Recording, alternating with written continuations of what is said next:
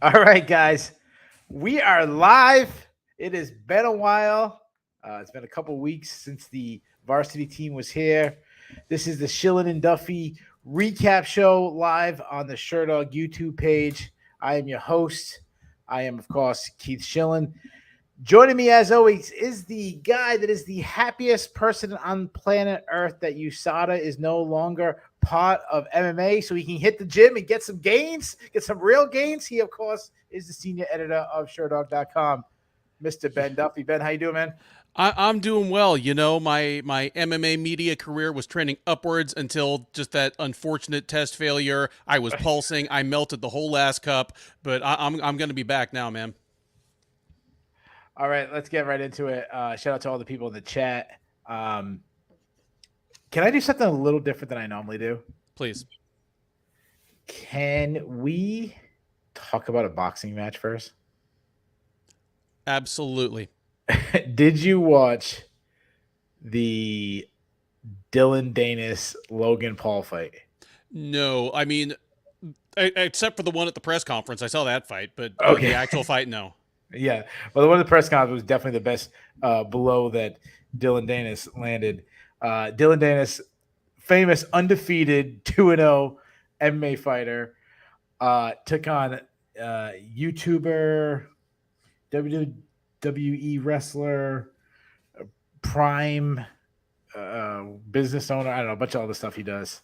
And I know, guys, listen. Sometimes we got to get the clicks up. I got to talk about the boxing match. All you MMA guys want to get ready to the main event of UFC. Let me give you a quick recap. But guys, I'll tell you, we go very quickly. Dylan Danis walked at Logan Paul with his hands like this for 17 and a half minutes. I've seen more punches at church league softball games than he threw at Logan Paul. He pulled guard more times than he landed punches. He legit pulled guard. He tried getting a guillotine in the last minute, like the last closing seconds of the fight. He jumps for a guillotine. Gets Logan. It's hard to get a guillotine when you have boxing gloves on. Head pops out, and then Logan eats. Logan throws down like a hammer fist, gets up. Security guards jump in. Danis runs at him, starts throwing punches. Throws more punches at security guards than he did at Logan Paul. Everyone's saying it's an embarrassment, and everyone's hating on Dylan Danis. Can I say something? I fucking loved it. I loved it. I didn't see it, but I'm 100% behind you here. Why pretend that this sideshow farce is an actual sporting event? It should be like that. Every one of these things should be like Thunder Lips versus Apollo Creed. Yeah, like let it be a shit show. Let every single one of them end in a disqualification or no contest, and all the people's entourages running into the ring. Like, otherwise, you end up with Jake Paul, who has become a semi-decent boxer and wants to seriously box, and nobody has time for that shit.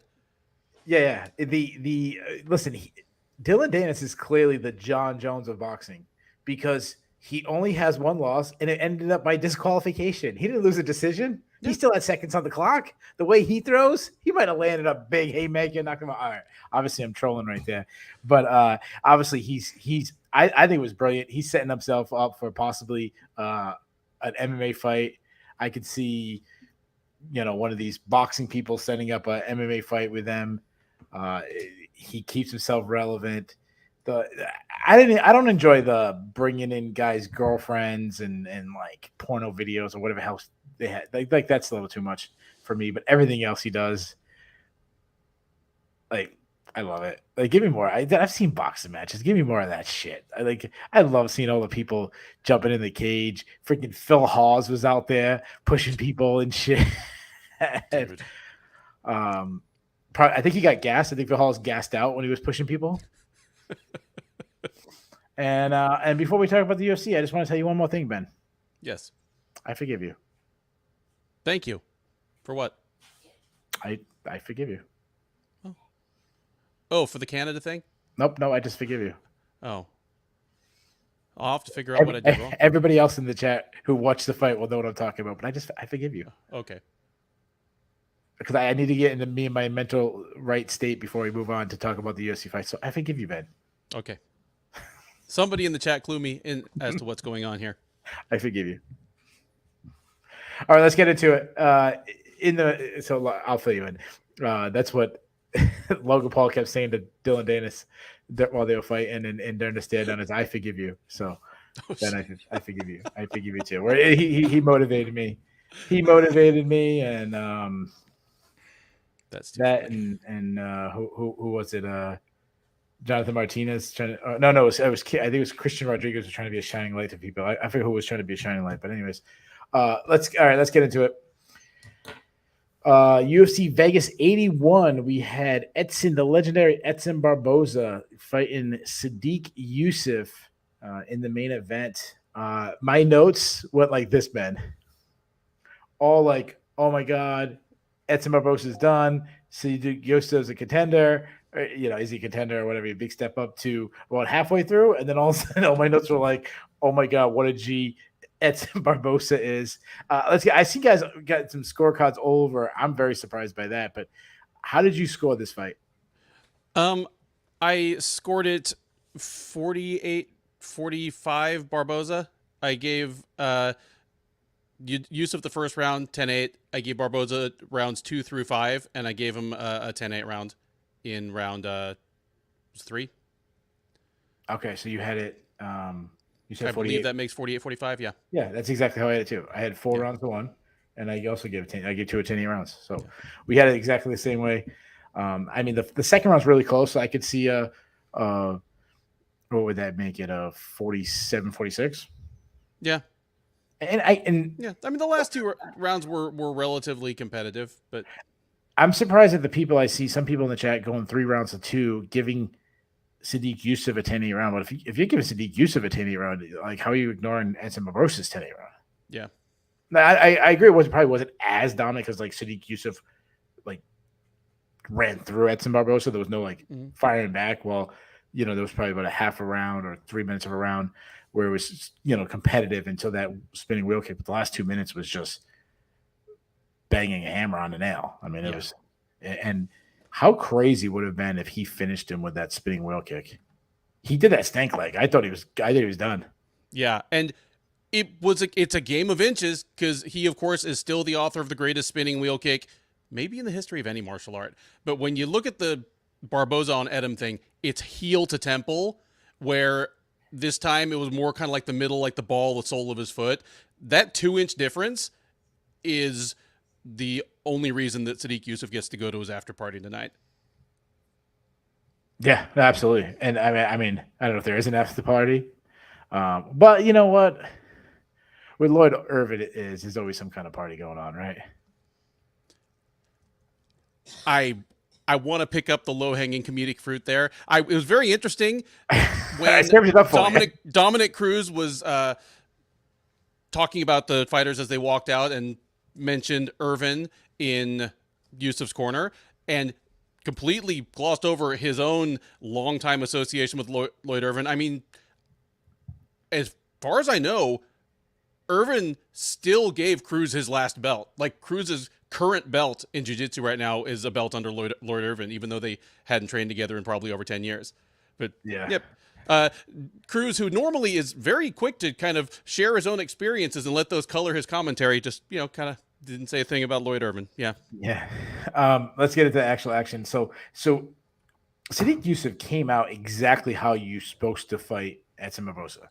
Force him on his back foot, crowd the kicker, stay in his face, make it a brawl. I mean, that's exactly what Habib did, what Kevin Lee did, Gaethje to a sense kind of did.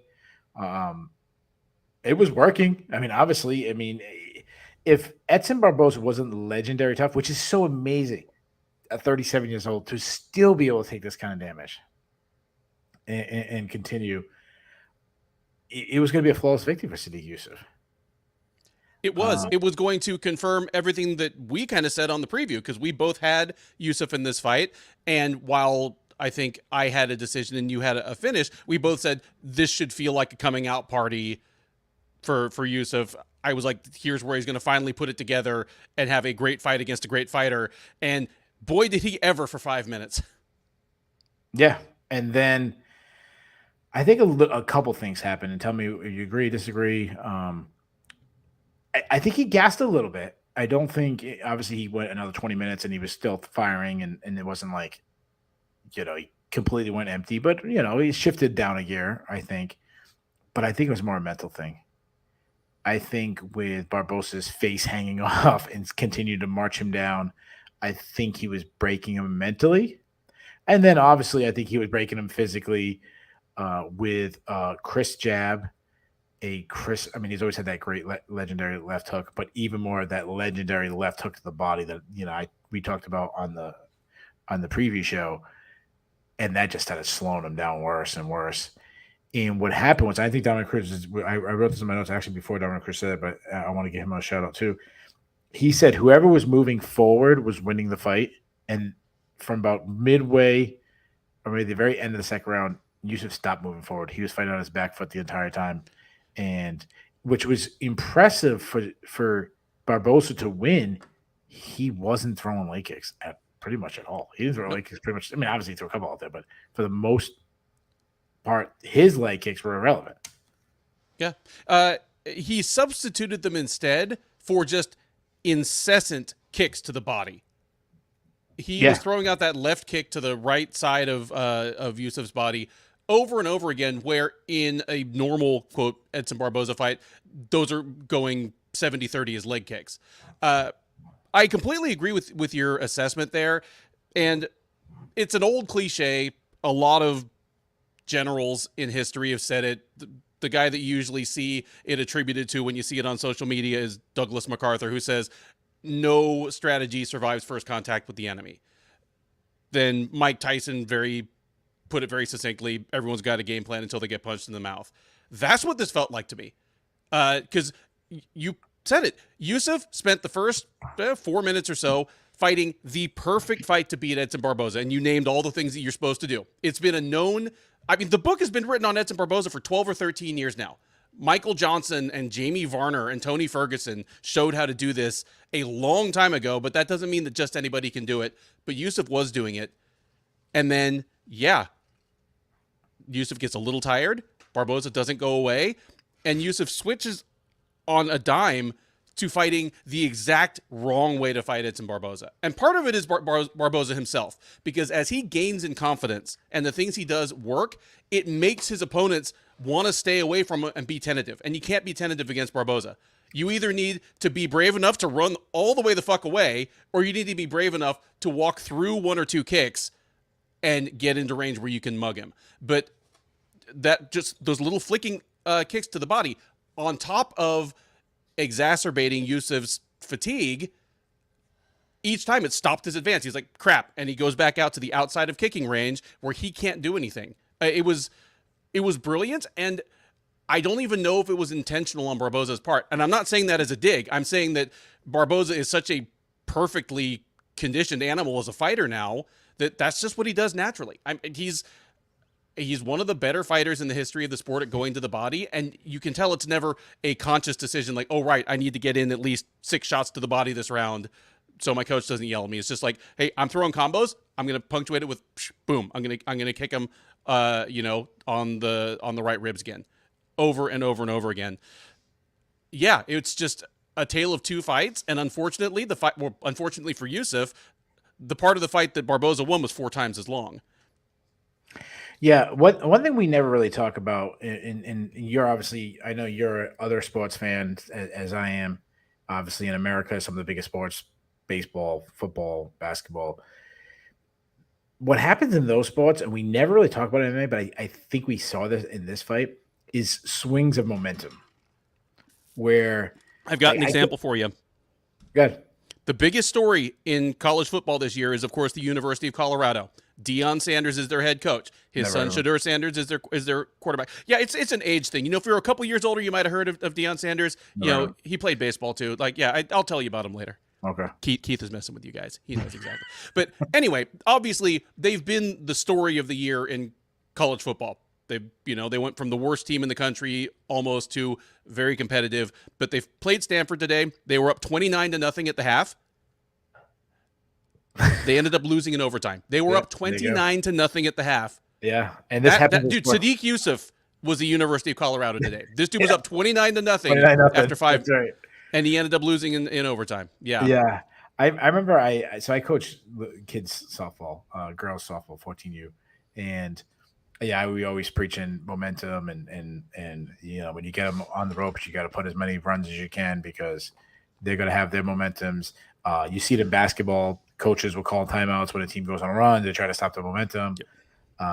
I always think of, obviously I'm a Patriots fan, and I always remember this one time it was the time, you'll remember this, when Peyton Manning won his first championship with the Colts. I mean, he only won one championship with the Colts, but when he won his first ever Super Bowl, they beat the Bears. But in the conference championship, they were playing the Patriots. They were in Indianapolis. Patriots came out to a huge lead. Everything was rocking. And the Colts had the ball last, but they were getting it the second half too. And they scored a touchdown. I think they put the Patriots only up by like 10 or something like that. And I was at a big party. There was a bunch of people. Obviously, everyone was rooting for the Patriots. And I remember going into halftime being like, we lost. Like, I'm done. And like, guys are like, what are you talking about? We're by 10. Like, this is great. And I'm like, no, we lost. Like, they have all the momentum. They're going to win the game. Man, they did. That's what I felt like about the end of the second round of this fight. I don't root for fighters in this or that, but more of Yusuff lost. The fight's over. Barboza has the momentum back, and he's not going to give it back up. And we've seen it over and over again in sports, and we don't really talk about it in MMA, but Barboza couldn't get to the next gear. Sodiq Yusuff could not get to the next gear because Barboza was on him and working him. And I thought it was just a legendary, brilliant performance. Edson Barboza is one of the mentally strong guys. Even when he's completely overmatched against a guy like Khabib and Kevin Lee and these guys where he just physically can't do it, he still was mentally in those fights. Beat the piss out of, and he's still trying his best to do it. When he can at least match some physicality at 37, to me, this is, when we think of Edson Barboza, I don't think this will be one of the first things people think of the Terry Adams. They'll think about his leg kicks. They'll think about all these things. But this will be one of tonight's performance is to me as impressive as any of those things. This is something we've never seen him do before. We've seen Edson Barboza come back to win fights where he was losing, where he didn't have the momentum. He was losing to Beneil Dariush before he'd starched him. He had lost. He was coming off losing around to Shane Burgos, and the momentum was clearly on Burgos' side when Barboza sniped him. But he lost a round. He got taken down a couple times. He was frustrated. Here, he got the shit beat out of him and came back and won handily. That is something that even at 37, after coming up on 30 fights in the UFC, we had never seen the guy do before. You said he's always in the fight, even when he's overmatched. There's not an ounce of quit in him. But here's the first time I can remember where we saw it actually pan out into victory. Like, I figured Barboza was done after round one. I said, Yusuff missed an opportunity here, but I haven't seen Barboza come back from this kind of beating before. Yeah. I watched. Do you watch like Quarterback Show on Netflix? No, I haven't. All right, it's absolutely fantastic. Anything behind the scenes of sports is fantastic, but it was on last year's quarterbacks, and it was followed Patrick Mahomes, Marcus Mariota, and Kirk Cousins. And so this is how I'll give the listeners some background. Those who listen to the preview show, I don't know how Ben does his like tape study and everything. This is how I do it. I do all my tape study late at night. I don't sleep. I'm a terrible sleeper. I stay up pretty late. I stay up to about 1:00 in the morning every single night. But I'll take breaks just to give my mind like a rest, and I'll watch about 15 minutes of a TV show. And while my wife's sleeping in bed next to me, I put the headphones on. I'm looking on my computer, and I'm watching the Quarterback Show. Side note: Kirk Cousins comes off like the coolest dude on planet Earth. Like I didn't really know. Yeah, I know. Obviously, I knew who Kirk Cousins was. Didn't know his background or anything like that. But he seemed like the coolest dude. But anyways, there was I forget who they were playing, but last year they had the biggest comeback in the history of the NFL. It with a margin. I forgot what it was, like 30 something points. Barboza was like Kirk Cousins on the sidelines at halftime, going up to his teammates saying just one play at a time. Edge back in this, one play at a time. And that's who he is. That's what Barboza is, just this mentally strong quarterback. And it's so funny because you know how I feel about the UFC Hall of Fame. Everybody gets in. People ask me, who the UFC Hall of Fame? Everybody gets in. It's like the WWF Hall of Fame or the Rock and Roll Hall of Fame. Like you do it for a long time, you get in. It's not the same as an NFL or something like that. Not these real sports. It's the barrier isn't that high. Dominic Cruz was saying, talking about him, and he said that's why he's a Hall of Famer. And I never thought of Edson Barboza as a Hall of Famer. Besides that, everybody gets in. But then I started thinking about the things he's accomplished, and I'm like, damn, he might get, if we actually voted and it was a media thing, like he might get my vote. He might. He's got longevity. He has, as we said on the preview, one of probably the 5 greatest highlight reels in MMA history. Yeah, in a Hall of Fame that was worth anything, he probably belongs there. Yeah. Let's speak about that. So moving on, one thing that is always, if we get really into it, and I don't want to go down this way, but let's be honest, guys, this is not too much the rest of the card when it comes to rankings and stuff like that. So, sometimes you have to go on those paths. He's one of these guys that's going to be like, he never fought for a UFC title. He's never won a UFC title. I think it's safe to say that despite a showing like this, he's probably never going to win a UFC title. No. But how high can he go still? Like, how far do you think he can go? Well, or is this the ceiling? Well, we're going to talk about next matchups for him. And you're right. The matchups I'm going to suggest don't get him within probably 2 more wins of a title shot, but they're a step up the ladder, and he's 37, and in some ways he's fighting as well as he ever has. So Dana White announced this week that they hired somebody else to help with the matchmaking, the guy who won the competition to submit your – if I knew that, I would have set mine in. I'll challenge Dana right now and whoever this new matchmaker is. You're not going to make a better matchup than I'm going to make right now. All right. In a sense of it makes sense, why it makes sense. Edson Barboza's stock is obviously really high. He just – one, when you come off a main event, you get a little stack. When you come up with like a legendary – come from behind victory, your stock rises. Obviously, at 37, you kind of have to use him. I want to put him in a super exciting fight. Hit me, Yair Rodriguez. Make it happen. I almost put Rodriguez's name down, and I was like, oh, man, I've got to tap the brakes. He's just 3-2 at featherweight. Yair's a top 3 guy. But you know what? I don't hate that at all. Yeah, it's because Yair just lost, and he's lost to the champion. He's he's not close to the title shot with Alec Volkanovski stepping away from the division. And if he goes back, I know there's always that, but stepping away from the division for a little bit.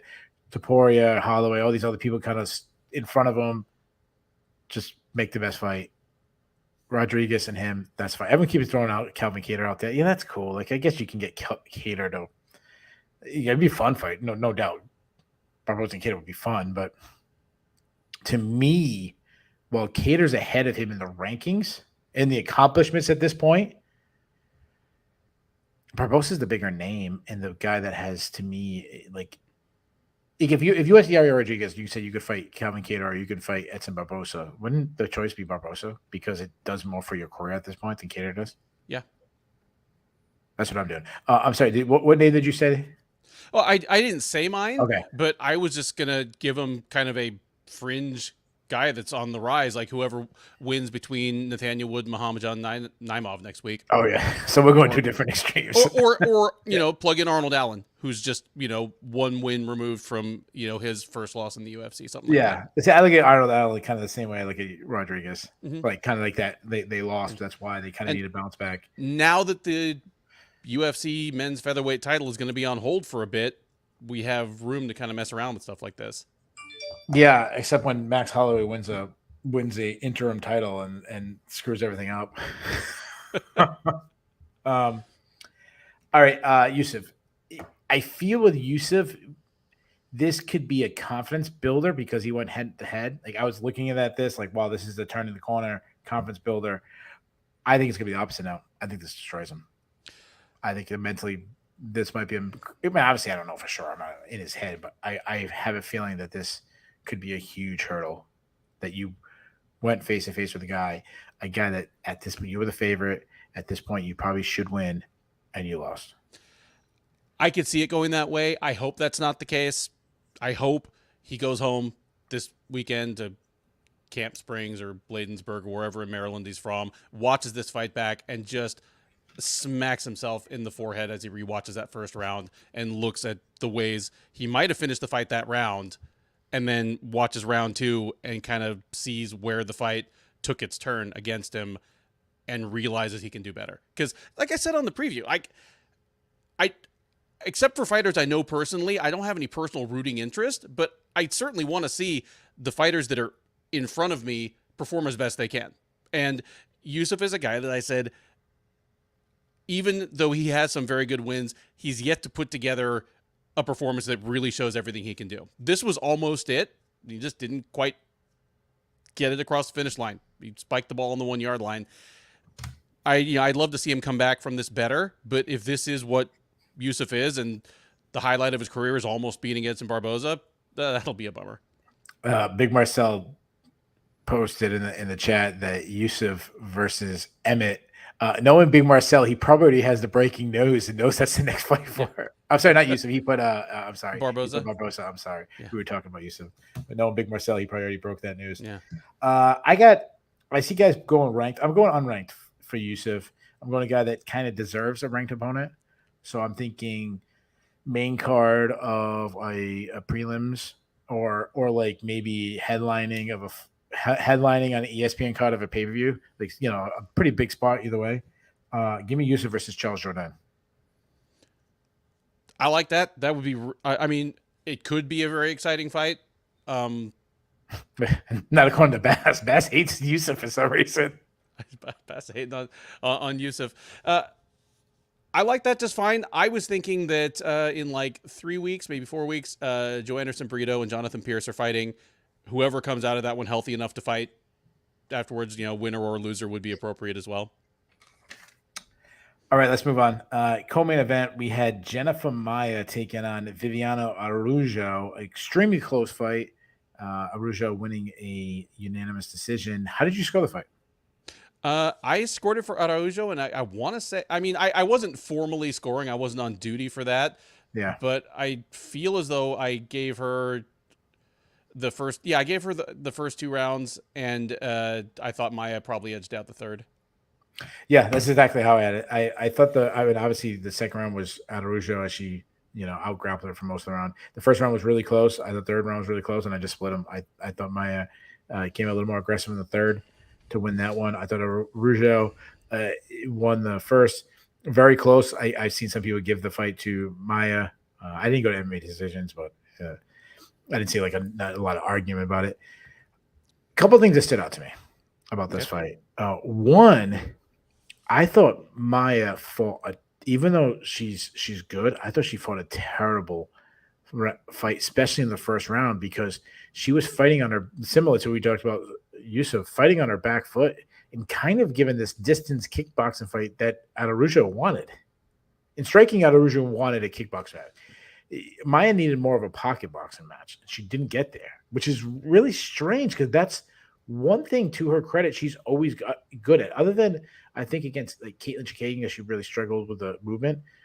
But she looked better against like Manon Farrow, getting inside of Manon Farrow, than she did against Viviana Araújo, which was really surprising to me. It was. My big takeaway was that Araújo looked better than I expected. This is one of those cases that we talk about where I'm happy if I get the result of the fight right, but if I get the result of the fight right but my actual take on the fight was wrong, then that doesn't make me feel better because we're not a betting show. I want to understand. I couldn't care less. Big money.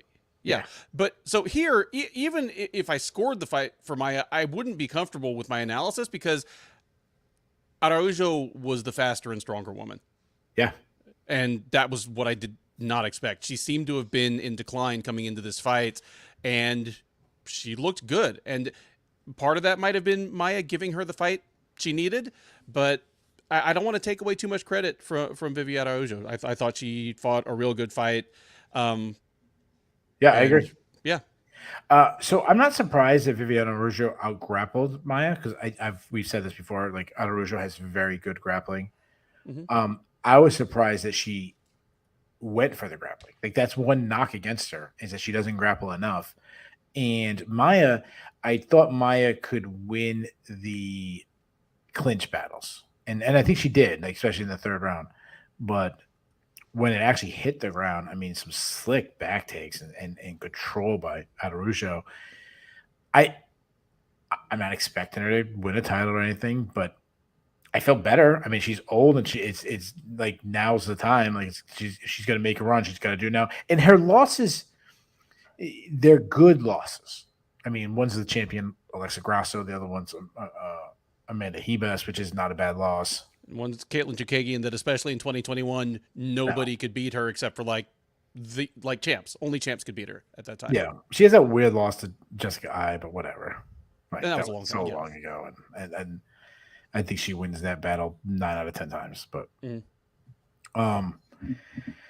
do you feel better about her moving forward? Like, did you gain some like belief in her? You think she can go anywhere, or is it just like maybe I gained some belief in her, but even so, I'm not talking about her like we might some other fighters in their late 30s. I'm not like, okay, we need to set up the slalom pole so that she can make it to a title shot. Like, no, I mean, she's had her chance and came up short. So even though she won and even though she looked better than I expected, when we're talking about next steps for her, I'm still thinking of her in user to build up and coming contenders mode. Yeah. Dirty Rag 22 mentions that if you don't use your wrestling, who cares if you're better wrestler? Yep, totally agree. But like, I totally agree. You will not find a bigger proponent of that philosophy than Keith or me. Believe me. I've said it many times. Like, yeah, you could be a better wrestler if you don't use it. What's the point? What are we doing with Araújo moving forward? I'm taking one of these 125-pound women that's on a massive win streak, but doesn't have that win to propel her into serious contention. I don't care if it's Tracy Cortez. I don't care if it's Natalia Silva, if it's Karine Silva. One of those women that's won like 5 straight in the UFC. Even Macy Barber. You know, like we're still reconciling ourselves to the idea that Macy Barber isn't a bust, that she's back, that she's a contender of some kind. Well, if considering that Barber still wins fights by bullying people, well, if she can bully the Araújo that we saw tonight, she's for real. Let her move on up. So I'm like, yeah, give her any of those. Tracy Cortez fought most recently of them, and that's again the kind of signature win that if the UFC wants to take Cortez, who obviously they would enjoy it on a marketing level if she were a contender or a champ. Here's your chance. Yeah, I had Cortez as a name, but I had it for Maya. That was my name for Maya. Dude, here's the thing.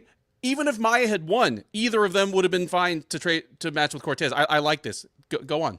I'm going with Araújo. I went with the kind of she's ahead of these younger ones in the ranking. She won, so I'm going to have her going against the person coming down, and I'm going to put it against Taila Santos, who's now on a 2-fight losing streak.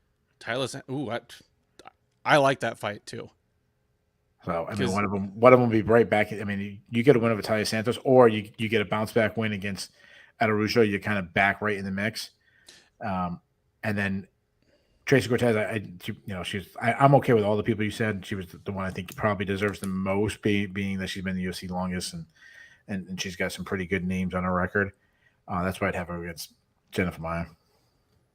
I'm absolutely fine with that.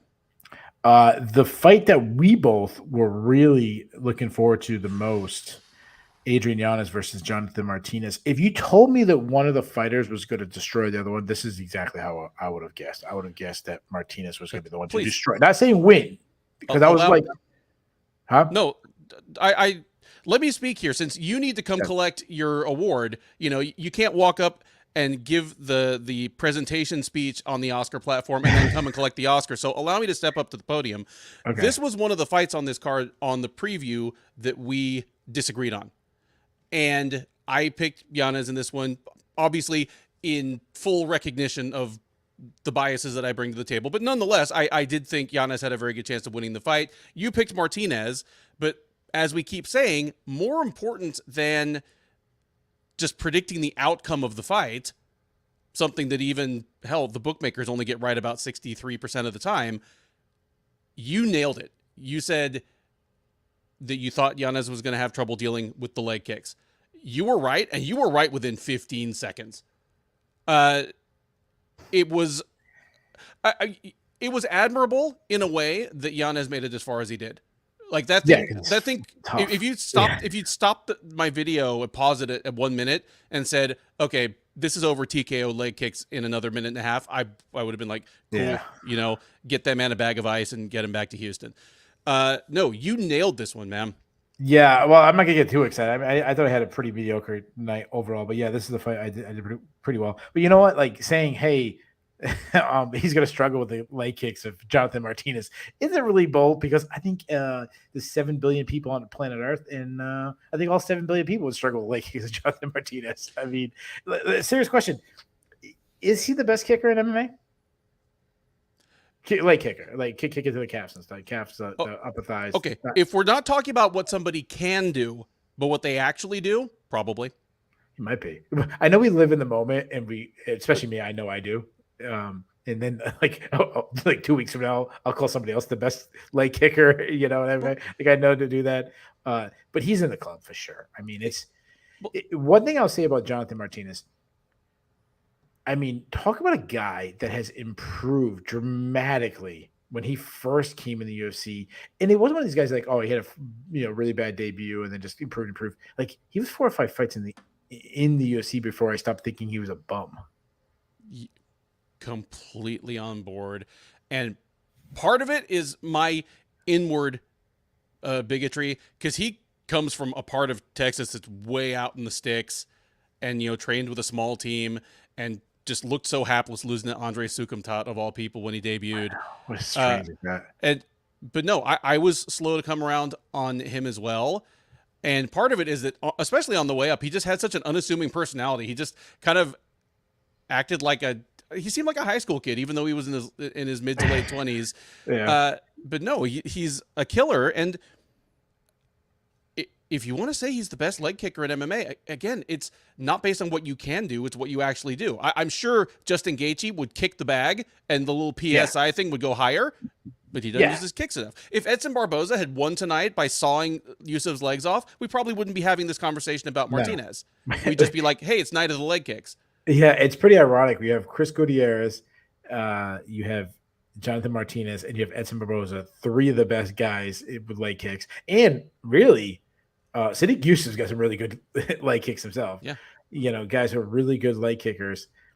And Edson Barboza, who might be the best ever at leg kicks. I'm not saying he is, so we're not trying to get a debate going, but he's in the conversation. He's in my 5 president Mount Rushmore that I made up. You're supersized, like my doesn't. One guy sneaking in the back door. Yeah. It's just ironic that that's not the guy we're talking about leg kicks tonight. The guy who won, he won. It wasn't by leg kicks. I think they said there's 14 finishes, or now 15 finishes with leg kicks, and he's got, I think they said 2 of them now, Martinez, or 3 of them, or something like that. Absolutely incredible. Adrian Yanez probably should have came out southpaw immediately, because he's still the better boxer. Like, I think Adrian Yanez in the southpaw stance would be a better boxer than Martinez. Like, Martinez is not a big puncher. He really isn't. But he hits the leg kicks. It's different. Like, Gutierrez is really good, but I'll give you an example. So, you know what a fungo bat is? Oh, yeah. Okay. I was using a fungo bat to hit balls to the girls on the softball team too. And usually this other coach does it, and I play kind of catcher. I catch the balls in and toss it to him. And he said, hey, why don't you hit it today? I've never really used one. So for those who don't know, it's a skinnier bat that's like loaded at the very end, and the ball flies off of it. Like, you have to get used to it. Mm-hmm. And I'm like, all right, hit one in the outfield. And I'll be like, as soon as I hit it, I'm like, that's it, pop up to the infield. I didn't really get a good piece of that. And I'm like, oh no, that was the perfect hit to the outfield. And then if I put anything in, like you would with a normal bat to put in the outfield, then I was putting them over the fence. Like, they're like, coach, this isn't fun. You're hitting them over the fence. And I'm like, Uh, bat, fungal bat, not Yeah, bats. yeah. Not a fungus bat. Fungus bath. Fungo, Oof. fungo bat. Yeah, fungo bat. Yeah. It's a thing.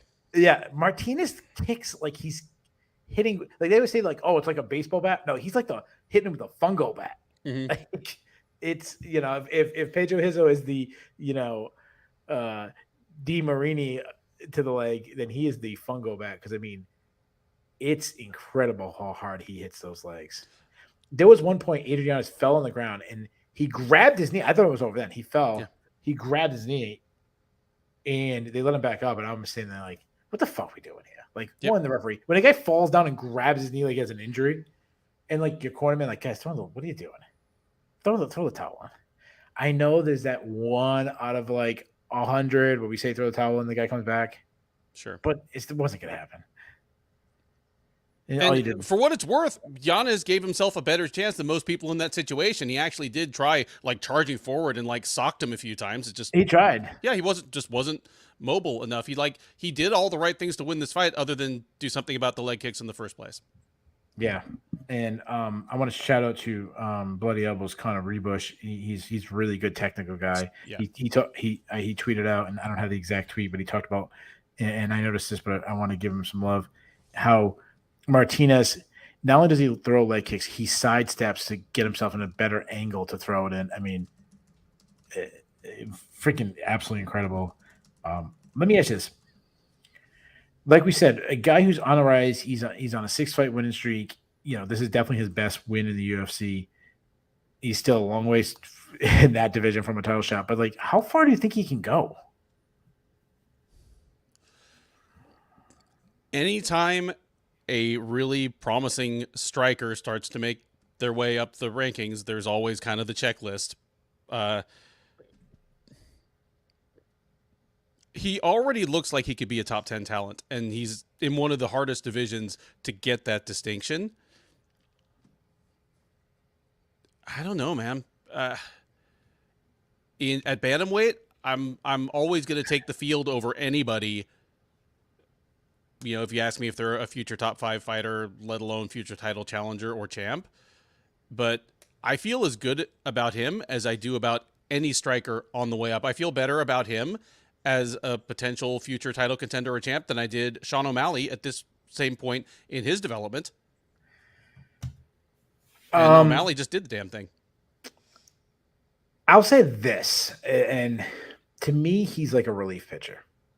He's not a starting pitcher. And what I mean by that is usually, and I know I'm talking a lot about sticking ball spots tonight, but usually the relief pitcher has one or two dominant pitches, where a starting pitcher usually has 3, 4, maybe 5 pitches.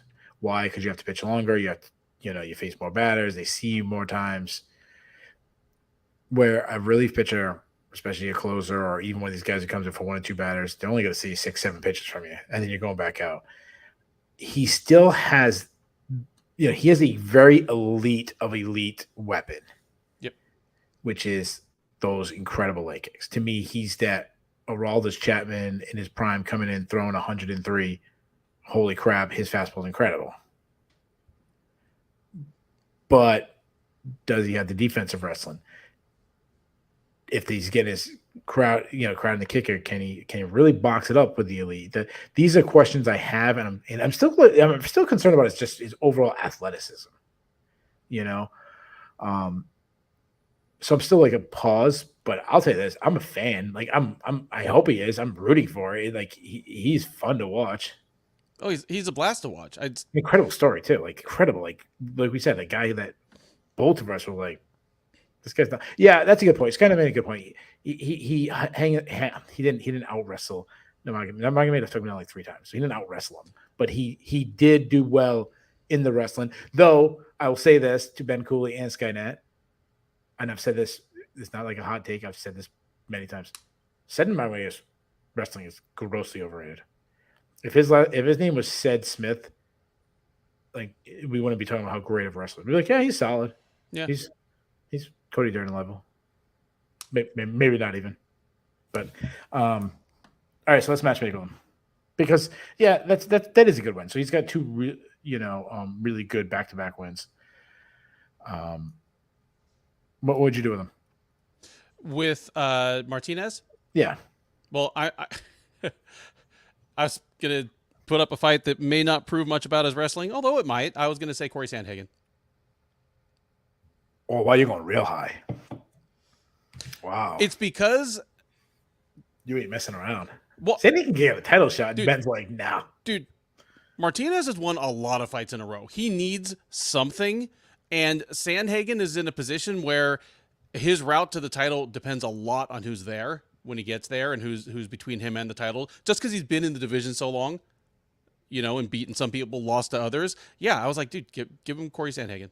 Like Sandhagen won't like it, but No, Sandhagen will hate it. I think Sandhagen can make an argument for the title shot.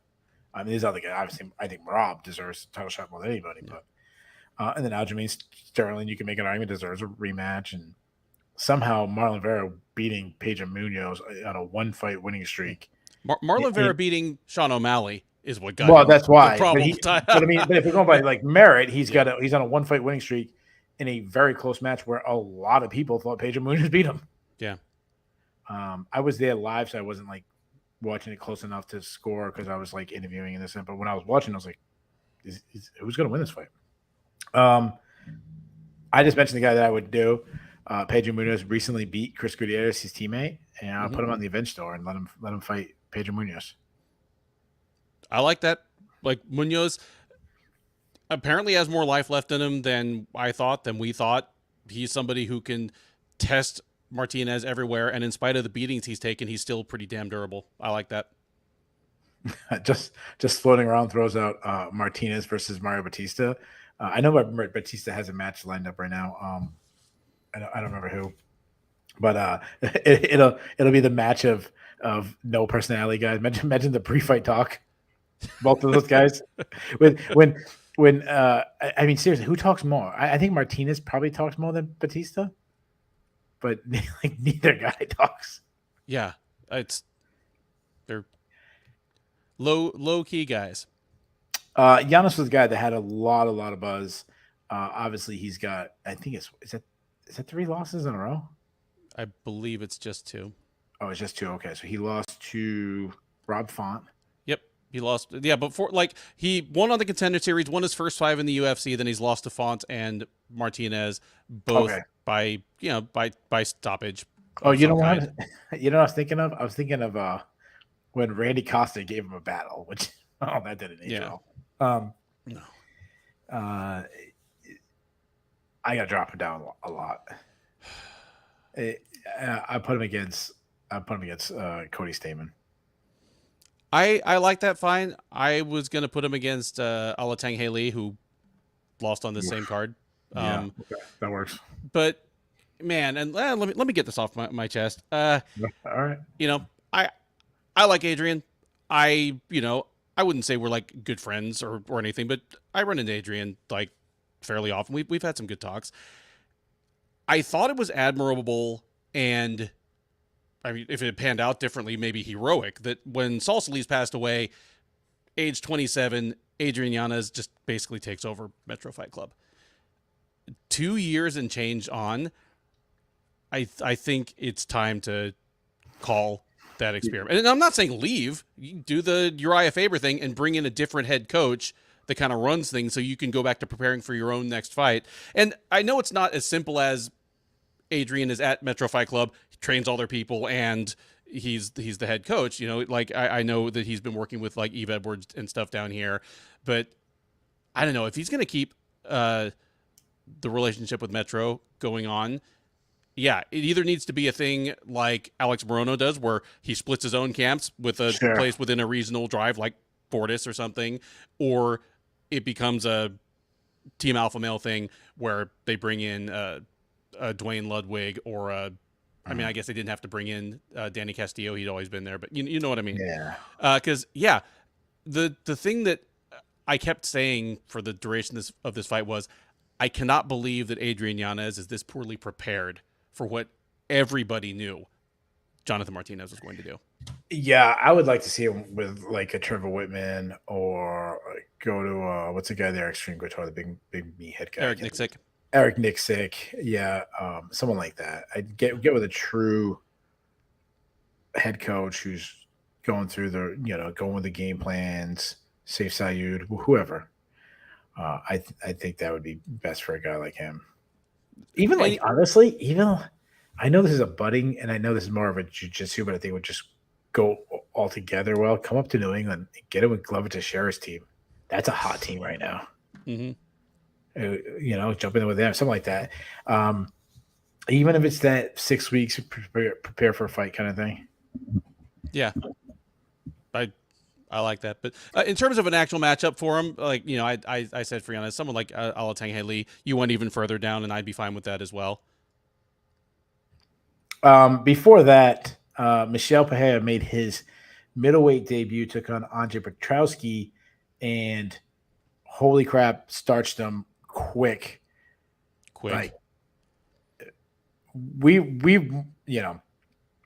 I was just talking to there's a wrestling it's called the Columbus Day Duels. It's a good one for like middle school kids. It's a really good quality at 10 matches, and it's 10 wars. And one thing my wrestling team does not stress is cutting weight, especially not in the offseason. Definitely not in the offseason. But a lot of states will do that, and they do what they call it, but they hold kids back a year and all that nonsense. I hate that kind of things in this world. We've been ahead of the curve. Like we've kind of, both you and me believe in the moving up in weight. Yep. I think it does better. Not everybody.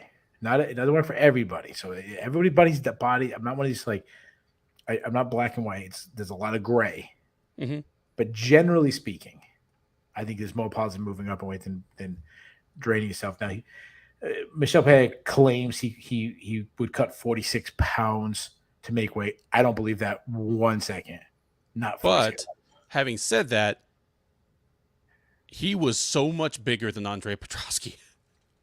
Yeah, yeah, he's huge. No, and Andre Petrowski's a big dude, but like this guy was not showing up the week of the fight at 216 pounds and making wasn't happening. So Don't believe that shit. That's the fish is even taller, fish is even longer kind of thing. But he obviously cut a lot of weight. He's a guy, he's obviously missed weight. That was a very controversial one they missed, and he got a lot of heat for that. Kind of put them right on the back burner when you move up in weight and have a performance like this.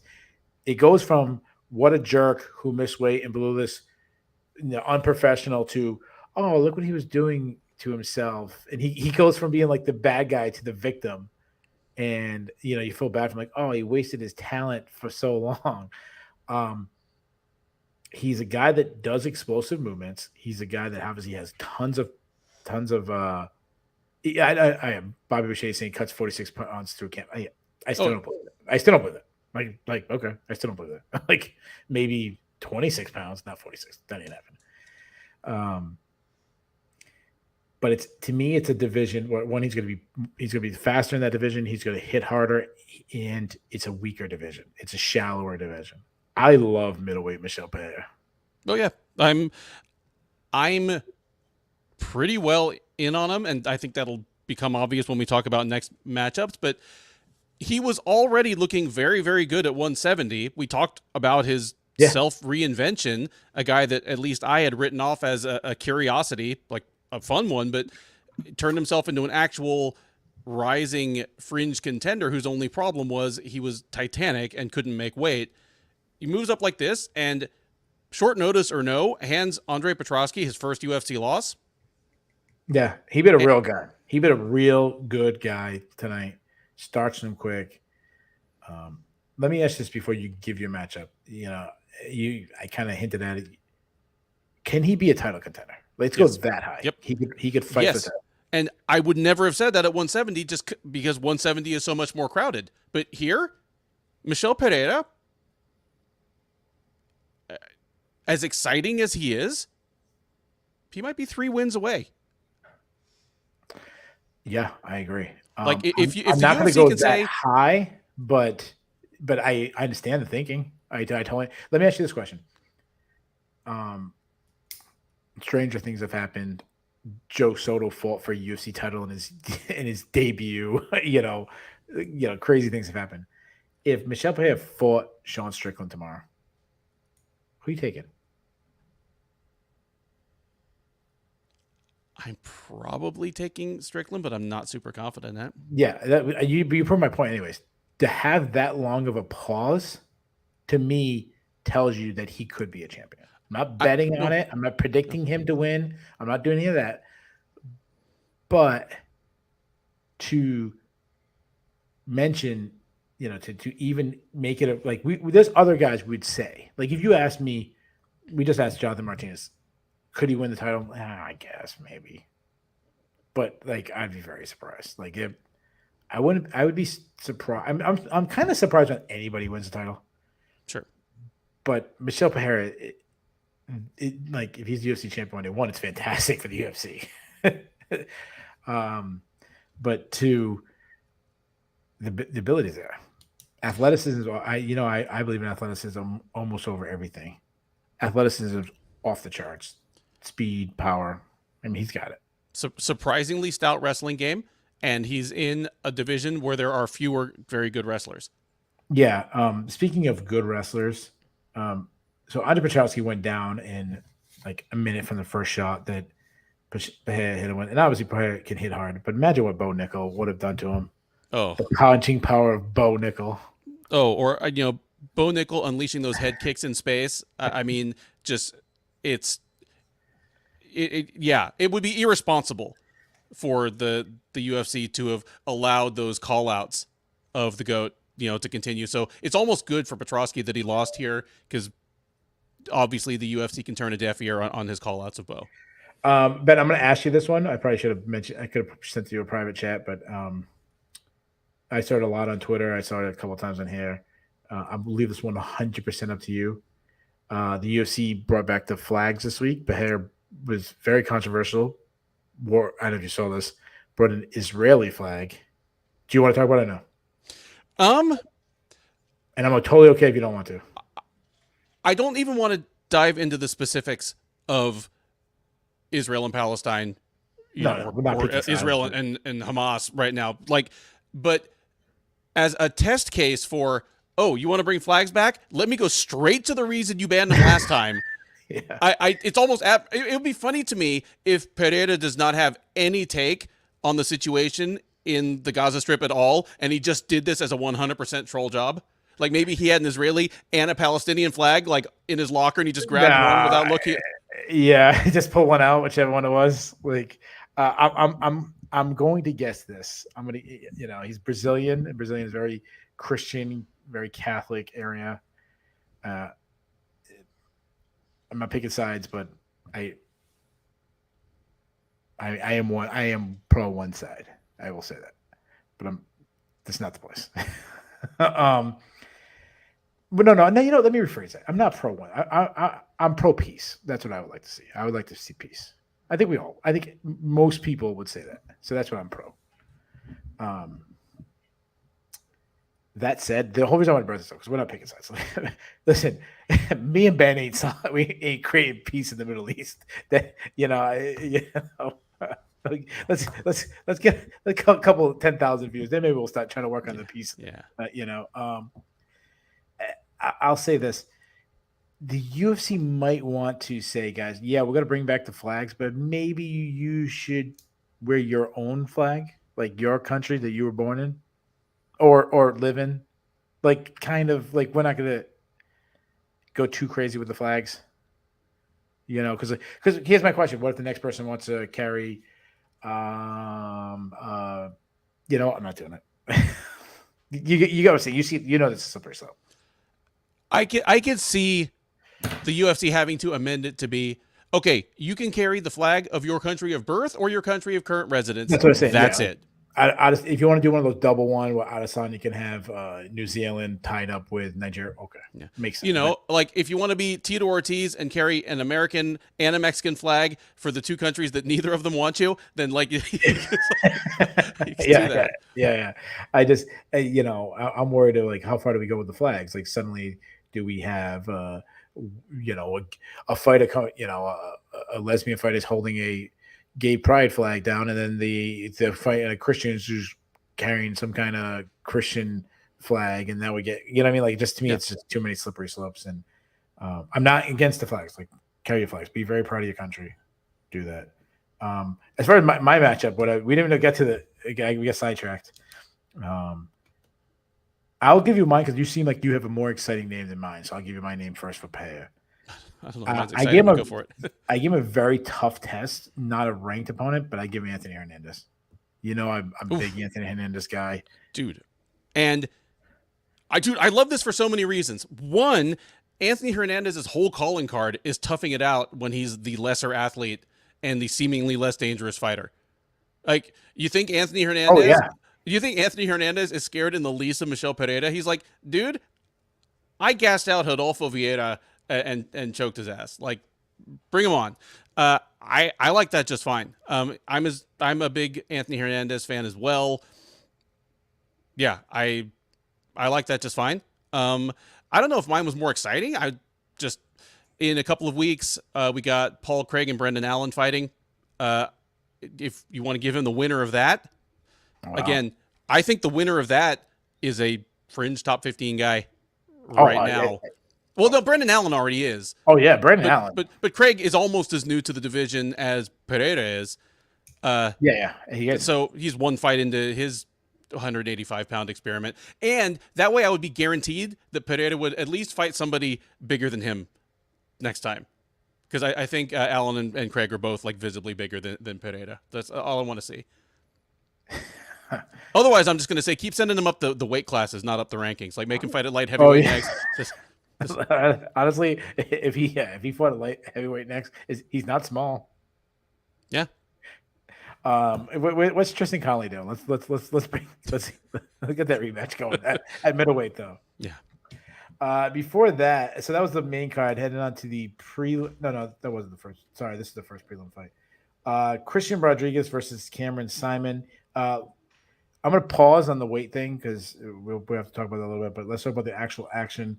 Rodriguez won a very fun, close battle, money in a decision. We both picked this fight wrong. I was pretty confident in my upset pick of Cameron Simon. I think both guys are good. I think Simon has some small adjustments. He needs to get stronger. That'll happen when you're 22 because he lands a lot of shots, but it doesn't really hurt. Yep. I think he'll come into his power a little bit. I think it was Dean Thomas who says usually anytime Dean Thomas comes on air, it's right on. His money. But he said Simon needs more feints. Like, he always kind of come in because Rodriguez was trying to counter him and beat him to the point of contact. And if you feint a little bit, kind of draw out the attack. I totally agree with that. To me, it's a really easy adjustment. I mean, that's like in anything, not just. Yeah. I mean, I think in wrestling, you want to set up your shot, throw some feints out there. Obviously, boxing and different things. Rodriguez, he needs better control. He had so many grappling opportunities. Not even just the anacondas he was going to avoid, just getting grappling, and he just wasn't controlling. Like, there was times I'm like, all right, he's got him now, and Simon would find a way out. And to me, that's harder to fix than Simon's. I would tend to agree. A lot of Simon's issues are ones that, if he sticks around, might solve themselves to a certain extent. He'll be physically stronger at 26 than he is at 22. Yeah, I agree. Like some natural, as long as his technique stays good, which it is, he'll hit harder 4 or 5 years from now. Yeah. So yeah, I agree. Which is not to say that Rodriguez's problems are unsolvable either. I did come away impressed with him, and we'll talk about the weight thing in a minute, but even that aside, he did better than I expected against Simon. Like, he's good. He's very good. He is. He's young. He's good. He's well-rounded.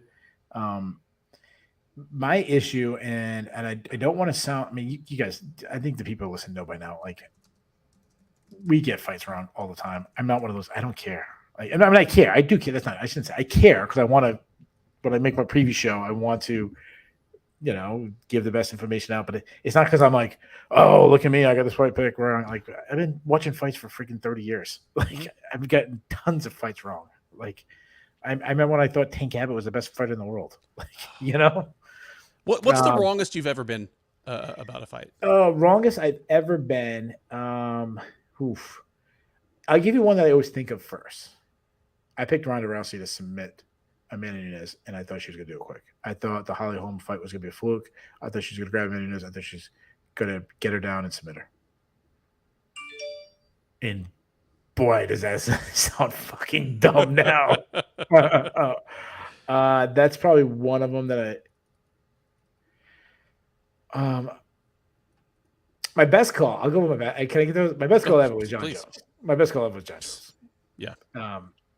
But when I called John Jones this before I was on Sherdog, and I said that John Jones was going to be one of the greatest fighters ever when he first came into the UFC. I thought Randy Couture was going to get his face caved in by Tim Sylvia, even though Randy Couture is my all-time favorite fighter. Yeah. I'm kind of ashamed that I picked against my own guy. I'm trying to think of some other ones. I mean, I've got tons of ones wrong, but those are a couple ones that come to my mind. Do you have any off the top of your head? Yeah, well, I remember it was pretty early in my watching of MMA. I think it was been 04 or so.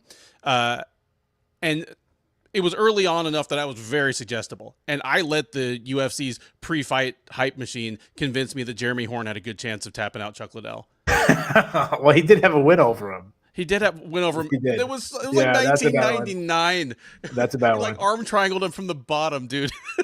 I remember that was the same time. I think it was that was UFC 54, and I think UFC. I want to see 55 or 53 maybe, or around that same time was when Nate Quarry fought Rich Franklin. Oh, and I didn't, and I was a big Rich Franklin guy. I'm still a big Rich Franklin guy. One of the guys who works with one championship. I've talked to him many times. Mm-hmm. He's a good dude. Very. He's exactly what he comes off like when he was on the reality shows, and when he was always came off that good. He's a good dude. But like, I didn't pick Rich Franklin, but there was that little bit like, oh, Nate Quarry's got heavy hands. Remember that? Yeah. He's got heavy hands. Watch out. Very heavy hands. Yep. Yeah.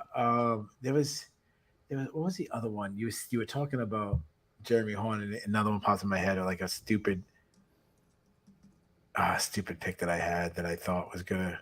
I can't remember. There's something else you said that I thought was gonna be. Anyways, doesn't matter.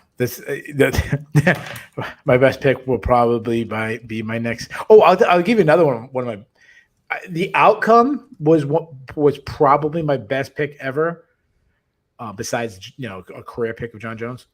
But the way it happened, I don't brag about this pick because it didn't happen the way I said it was. So to me, that doesn't matter then. But I picked Chris Weidman to beat Anderson Silva. But I expected it to be the same way Chael Sonnen did. Like Chael Sonnen was beating him. And this is 1 or 2 fights later. And I'm like, wait a minute, you got a guy who's just like Chael Sonnen. Like, why can't this happen?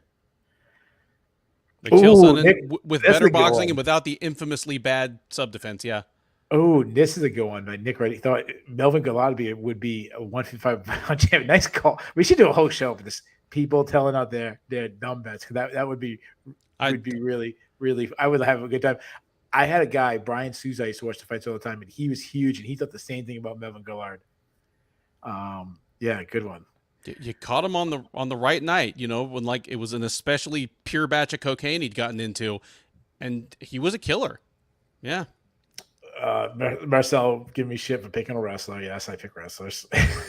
That's why I was laughing at people who thought Conor was going to beat Habib, but I wasn't laughing on him. But I was pretty confident in that one.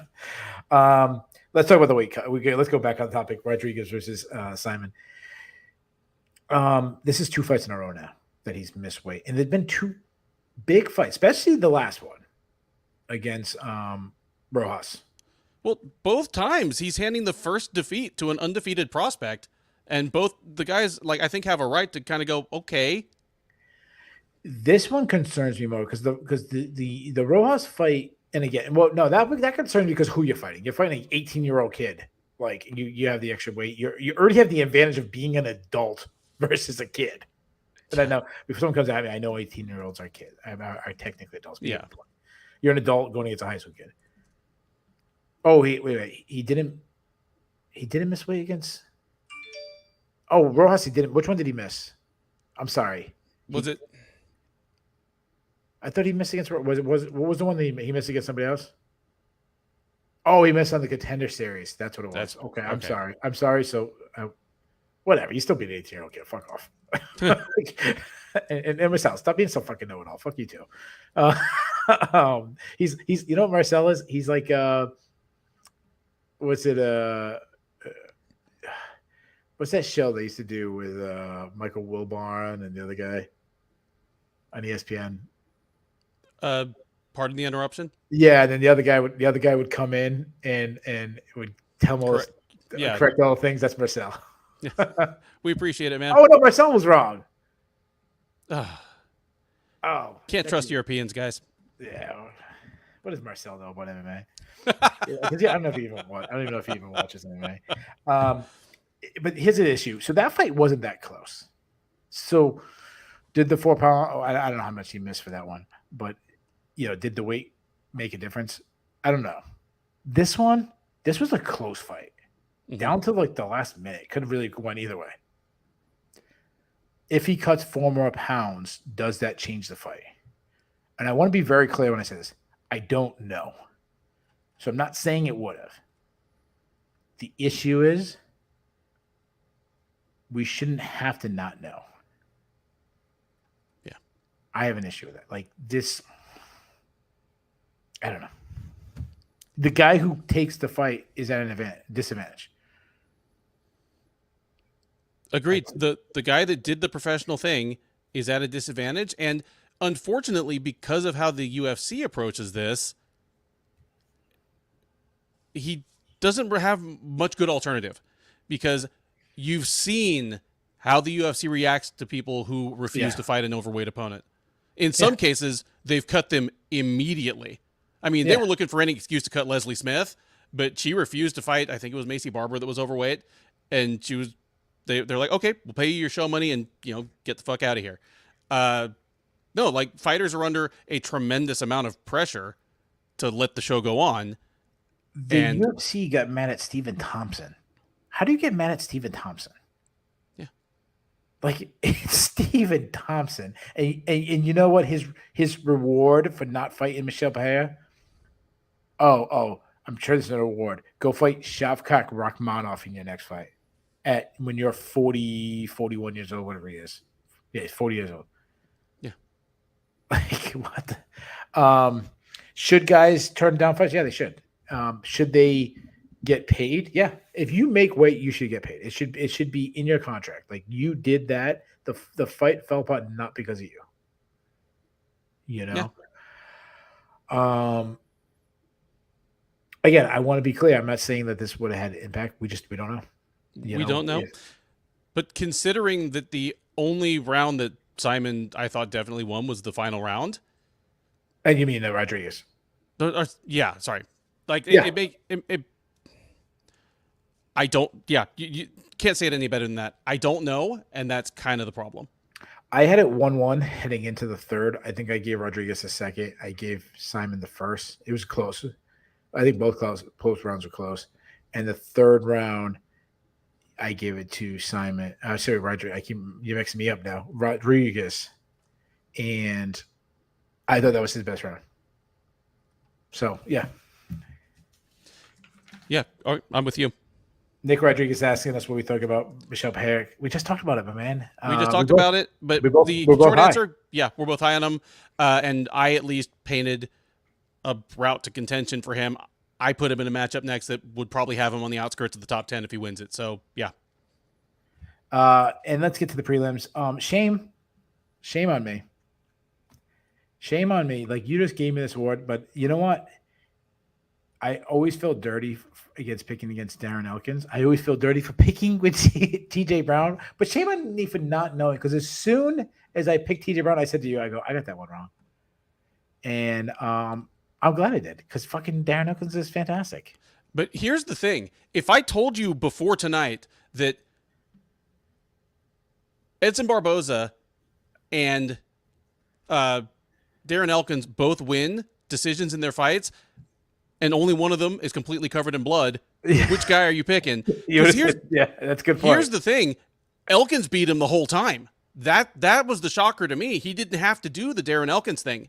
Normally, as any of you know, if you've seen more than one Darren Elkins fight, he tends to lose the first round. He often gets busted up pretty bad.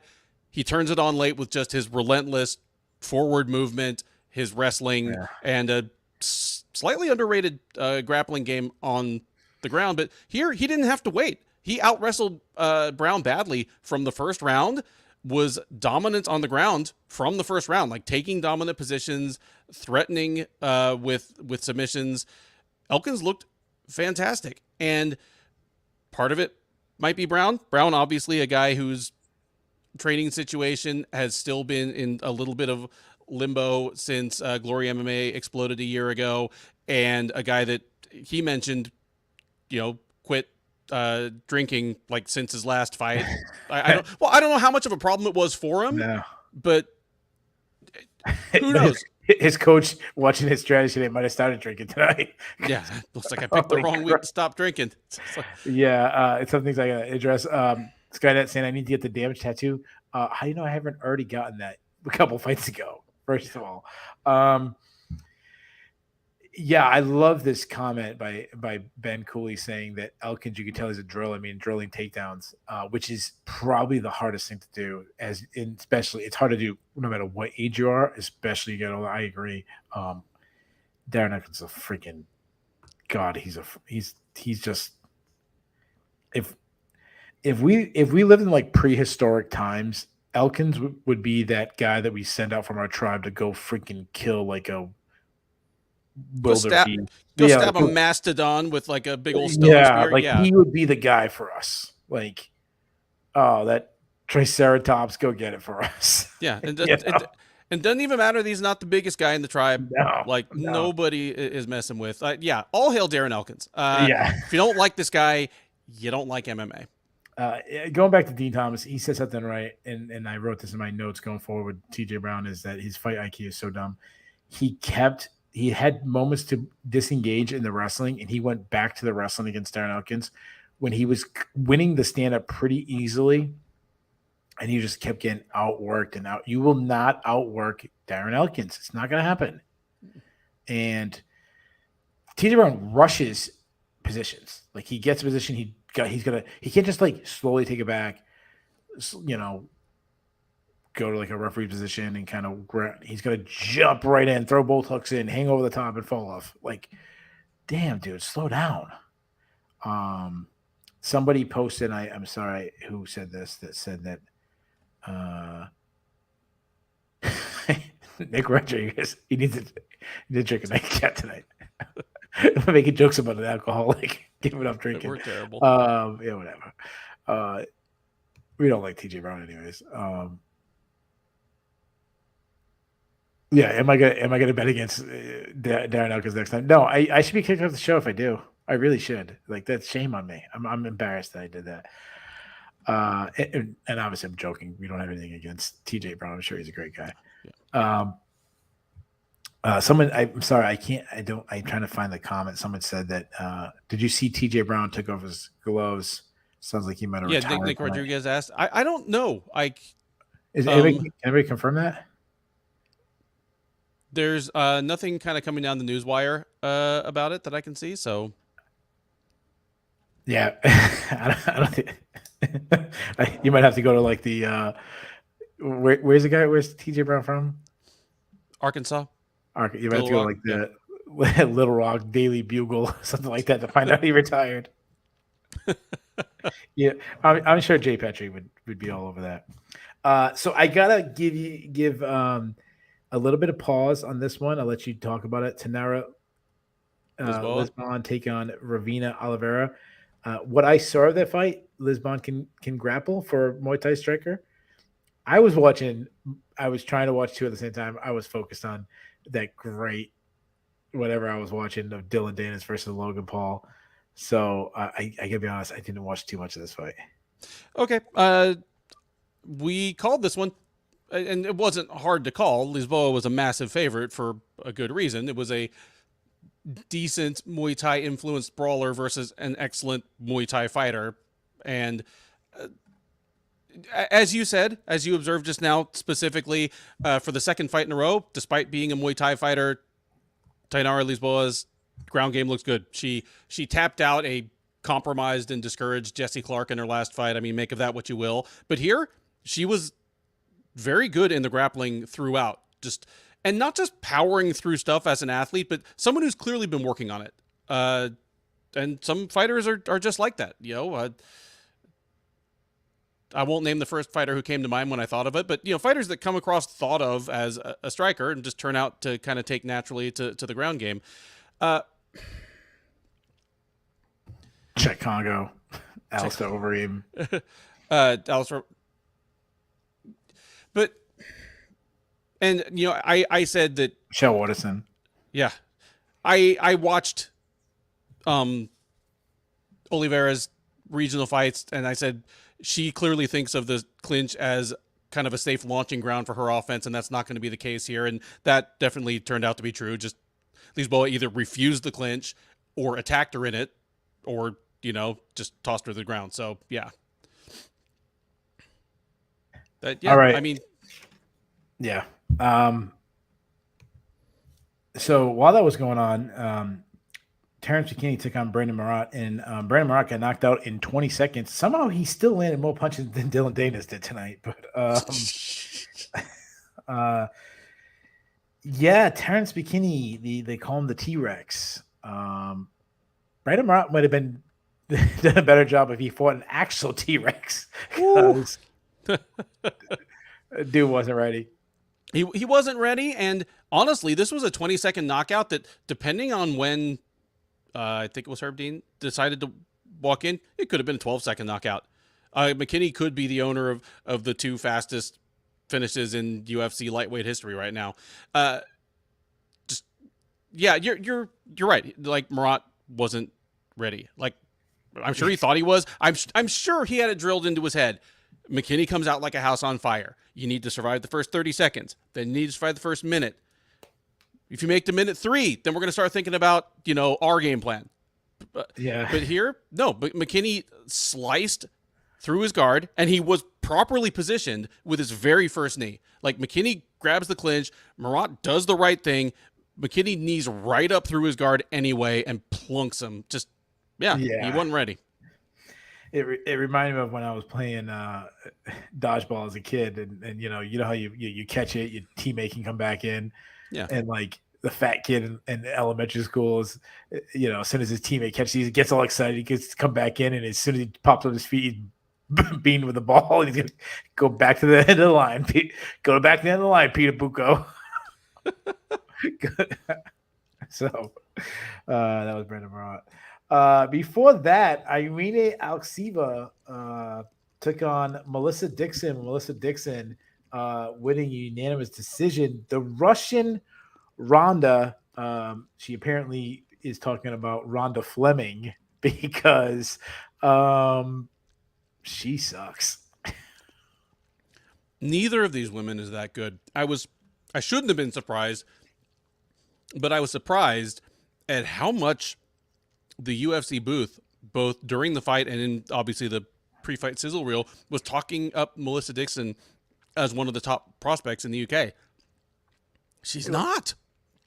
She's. You know what? They're always going to talk about the undefeated person. I will say this: she's from Coventry, the UK, and shame on me for not picking her because I live in Coventry, Rhode Island, and if I knew that, that would have been a tiebreaker for me. So stand up, Coventry. Let's go. Bobby Boucher just mentioned Stephanie Agar. Like, dude, Stephanie Agar. Like, dude, like, what's up? Like, what the hell? I mean, I'll say this about Dixon. So she was winning the grappling, but I wasn't impressed with her. I mean, she took her back twice, and Alsika was in this position where, her head was getting pinched down, and all she had to do was like lift her arm over the body and pop her head out, and she'd be on top position. twice. I think it was the second and third round it happened to her. I think it was actually, I'm wrong. I think it was the first and second round, both times, and she couldn't and got her back taken and from in a pretty good position for her. Yeah, terrible. Yeah, it was bad. I mean, you might think that I'm bitter because I got the upset pick wrong. I thought Alexeyeva was going to win, but I'm bitter because I had to spend 15 minutes watching that. It was a bad fight. Yeah, and how many people you think was checking my Rhonda Fleming joke? Had to go to Google to figure out who that was in our chat. I think probably everybody. It was a good joke. You guys, I'm sorry you guys don't know pop culture. Before that, the fight, and I'm glad that Chris Gutierrez mentioned this on the broadcast. The fight that was somehow buried on the prelims for no reason, even though he's a highly ranked fighter. Chris Gutierrez took on Alatang Haley, winning by unanimous decision. And we both picked Gutierrez, and I was confident, and I wasn't super confident going in. I was confident in my pick about 15 seconds in when he started kicking his legs, similar to what you talked about his teammate Jonathan Martinez. And I said,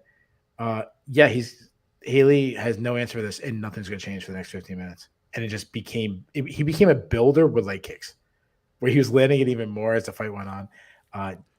Super good performance. Shame on the UFC for putting Chris Gutierrez on the prelims. Yeah, and you mentioned, and there's a possibility that it was done in order to accommodate one of China's time zones, that maybe all those legions of Alatang Haley fans could catch the fight. But one, you're talking about maximum a difference of like an hour and a half if you push this to like the first or second main card fight. Second, you know what? You don't accommodate the guy that's a 2-1 underdog and gonna lose. Like, show some respect to Gutierrez, the guy that's out there like winning fights. Yeah, yeah. Why should Gutierrez have to fight like in the early afternoon to like please Alatang Haley's fans? Fuck that. Do you think Alatang Haley has fans? I don't know. Is there maybe a stadium full of people in Tajikistan that are? Yeah, that's true. I forgot about the stadiums. You're right. Alatang Haley, he's just kind of nondescript, even by the standards of the flock of mainland China fighters that have joined the UFC in the last 4 or 5 years. He's just another guy. I do love that. Alatang Haley is. I've seen it as written as 2 words. I've seen it written as 1 word. The UFC writes it as 1 word. I do love that. Like when he leaves, knowing UFC, I'm still gonna love like he had 1 name. He's like the Asian Prince or Madonna or something of MMA. I like that. And in fairness, Madonna probably could check leg kicks better than he can. And before that, Ashley Yoda took on Emily Ducote in the. Wow, I didn't know Ashley Yoda was still in the UFC fight. I will say this: it was a fun fight. Like, it was probably the best fight of the prelims. It was from an entertainment standpoint. It was, it might have been definitely the best fight on the prelims that went to decision. It was entertaining. It was concerning if, like me, you were speculating as to, okay, is Ducote the just another flyweight that she was in Bellator? Is she the possible contender material that she looked like coming out of Invicta, somewhere in between? I don't know, but I know that future champs don't get narrowly outstruck by Ashley Yoder. Like, Ducote lost the first round against Yoder, she did, and it's mostly because Yoder was beating her to the punch. That's no bueno. I'll say this though, like I agree, she lost the first round, and it was close. It was close first round, but the rest of the fight was all hers. And I think she had to pick up the timing. She picked up the timing of Yoder. She started going to the body, which slowed down Yoder. And it's funny because I wrote down body work, but at the end of the fight, Yoder was busted up. Yep. She had like 2 Marvin Eastman cuts, not just one. Marvin Eastman, Vitor Belfort cut. She had 2 of them. Yeah, she was tore up. She looked like someone was doing makeup for like a really good haunted house, like this time of year, like one of those haunted houses. And you're like, all right, guys, get going a little too extreme with like 2 of these bloody gashes coming out, Yeah. Or I'll say this about Ducote. Yeah, you were always seemed like you were much higher into Cody than I was. And I know you've jumped off that bandwagon a little bit.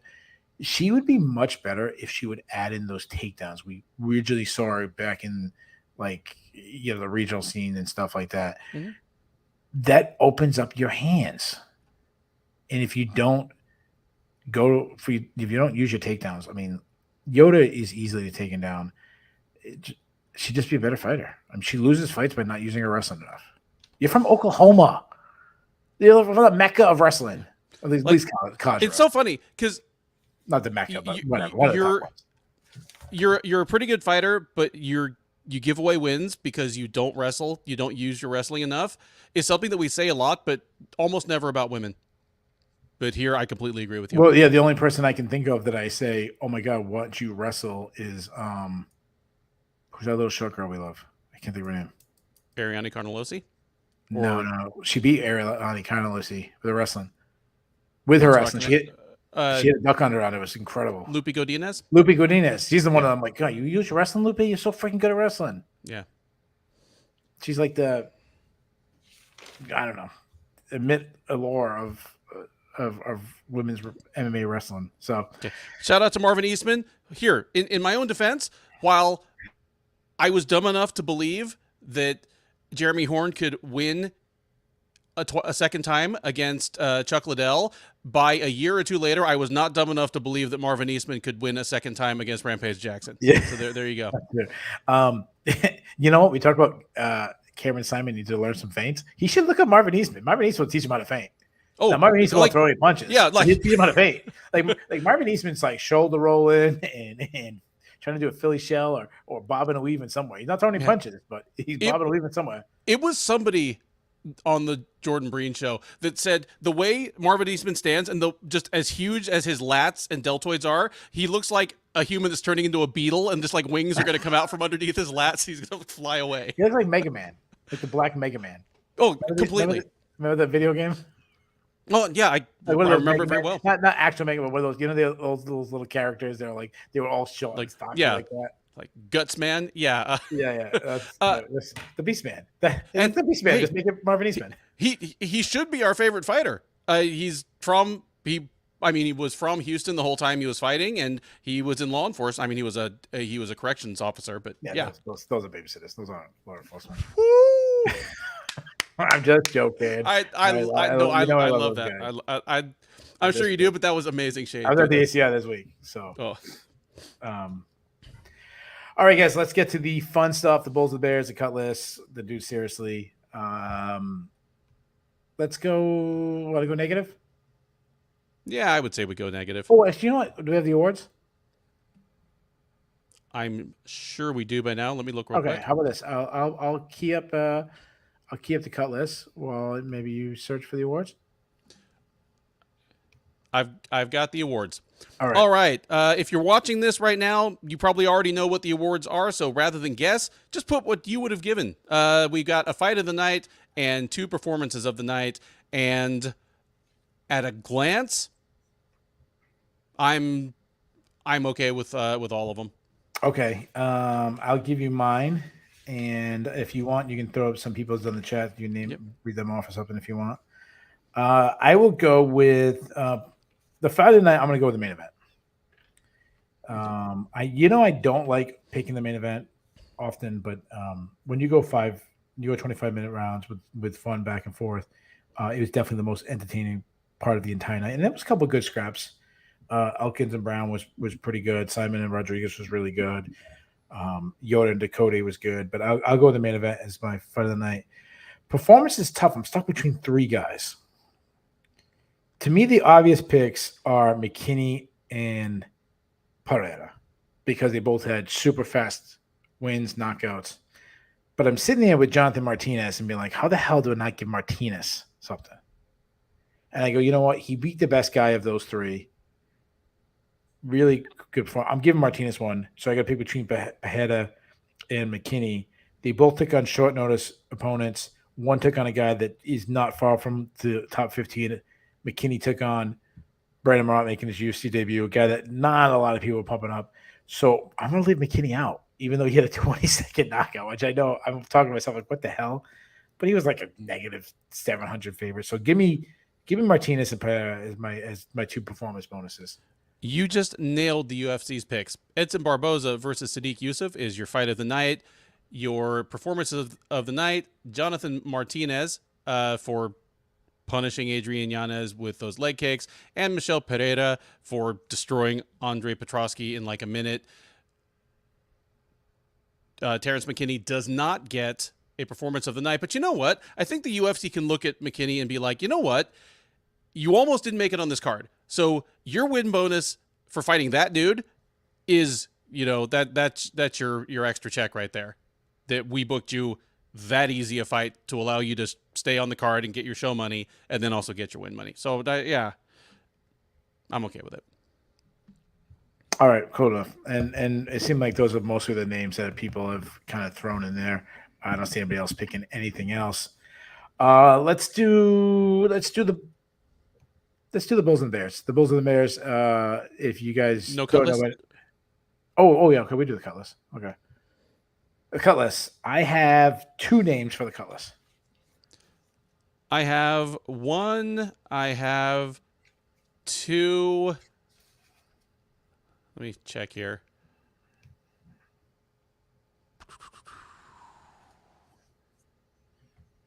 Yeah, that's it. I have two. All right. So the way the Cutlass works, if both me and Ben pick the same fighter for our Cutlass, we give the UFC permission to get rid of fighters to open up spots for other people. Being that, I don't know, about 972 fighters on the Contender Series, I think there was people who didn't even fight on the Contender Series who was given contracts for watching the Contender Series.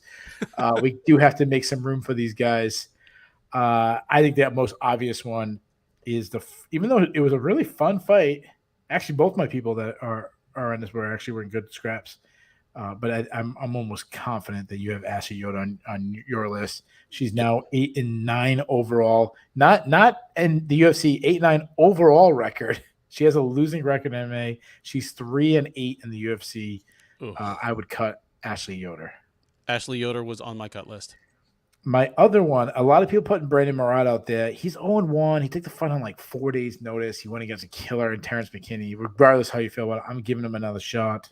I'm getting rid of TJ Brown. He's lost 3 out of 4, 2 in a row. He's 3-5 in the UFC. Yeah, it was a really fun fight, but you still have to get the results sometimes. So to me, TJ Brown's getting cut.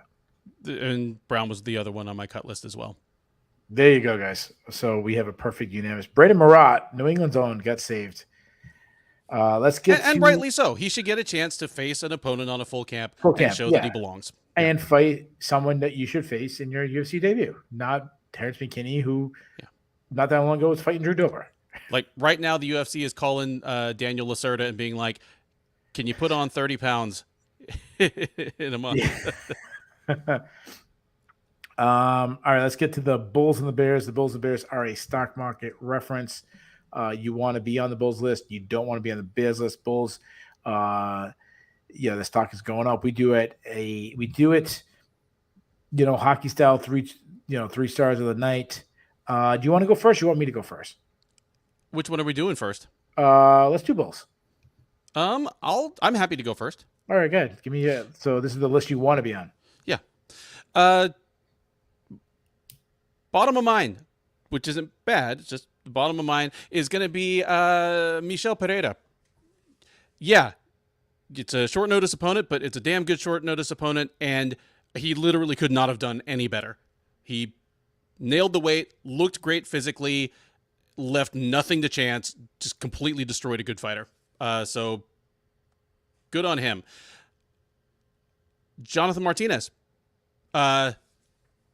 He is doing rare things in that division, and we're already to the point where like, well, he hasn't faced a wrestler yet, or we're already doing the kind of nitpicking that a Conor or Sean O'Malley type gets just because he keeps plowing through better and better fighters. So great night for him. Number one, just going to throw an umbrella over this. The old folks. Edson Barboza, 37 years old, beats Sodiq Yusuff going away. Viviane Araujo, 37 years old, almost 2 full years older than Jennifer Maia. Keith and Ben openly speculating whether she's washed. not only beats Maya, but looks physically invigorated. Darren fucking Elkins, 39 years old, steamrolls the 30-year-old TJ Brown. Just all up and down the card. Even if you want to bring in people like Tainara Lisboa and Melissa Dixon, where you're like, they're a little old to be a real blue chip prospect. You know, people debuting in the UFC at 32 or 33 with like 5 career fights.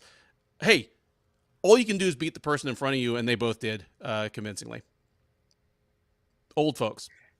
Yeah, so those are actually even the old folks were exactly my Sorry. No, that's fine. So I kind of was coming up with 3 on the fly. So I will go with, he was a massive favorite, but this is what you do when you're a massive favorite. You put opponents like this. Give me Terrence McKinney. To me, that was, that's what you should do against a guy like Brandon Marat. So I'll say his stock going up. I'll go with another one who's a big favorite, but the way she's winning gets me a little bit more excited because we know she's a good striker. We've seen it. Her grappling's much better. So I'll go with Tainara Lisboa. And the last one I'll go with is a team that had a really, really good night, and that was Chris Gutierrez and his teammate Jonathan Martinez. I know that they're both, training together, and they're main training partners. So both of them, obviously, Gutierrez getting a bounce back fight, Martinez moving up stock. So really good night for those two teammates. So that's my Bulls list. Let's go over to the Bears list. The Bears, you do not want to be on this. These people had a bad night. Ben, I'll let you go first again. Okay. I'm going to go with, and obviously these are people that started out at a disadvantage in some ways, but people stepping up on short notice. Obviously, when you step up on short notice, you're at a disadvantage. You're having to cut weight faster while your opponent is now preparing for a new opponent. At least they were preparing for a fight. So always at a bit of a disadvantage, but here, just a worse performances than expected all up and down. Like Brendan Marat, that's a tough ask for your debut, but he didn't even make it interesting. Andre Petrosky, the one thing you could do for us is show us whether Michelle Pereira's wrestling defensively and offensively is going to work at 185 pounds. Didn't even stick around long enough to do that for us. Just the people stepping in on short notice, notably bad performances even compared to expectations. I will leave the rest to you. Faces. A lot of faces got cut real bad tonight. It was a bad night for faces. Yeah, not a bad night for the plastic surgeon to charge him by the hour. It might be a good night. Big Marcel's not a fan of power slap. I'll go with. So I had, like a lot of ones. I had Andre Petrosky as my biggest bear tonight, so I'll take him off my list. I'll go with Cameron Simon, and I'll tell you why. Not that he lost. I don't think it was that bad. And obviously, he lost to a guy giving up, 4 extra pounds. But anytime you lose the O in your record, you lose a little stock. People talk about you differently. We've talked about that till we're blue in the face. I'll say Cameron Simon. I didn't expect him to go full Habib and win, the go undefeated for his career. But still, he takes a little bit of a stock loss. I'll go with Jennifer Maia. At her age, and she was actually the younger fighter, but at her age, she can't afford losses. She's not the most exciting fighter to begin with. She's not the most marketable fighter. She's not someone who's kind of, can afford to take in a loss if she ever wants to be UFC champion. I think her chance of UFC championship is all but gone. And another one, my last one, and this has been not just tonight, but it's been an ongoing theme for a long time. Like, it seems like a really long time now. I'll go with New Englanders in their UFC debut. I don't remember the last time a New Englander made their UFC debut and won. Like, come on, guys. That's actually a really good question. Yeah, they just don't win. Like even the ones who've gone on to do good things had to kind of sneak up on everybody. People like Cater and Font.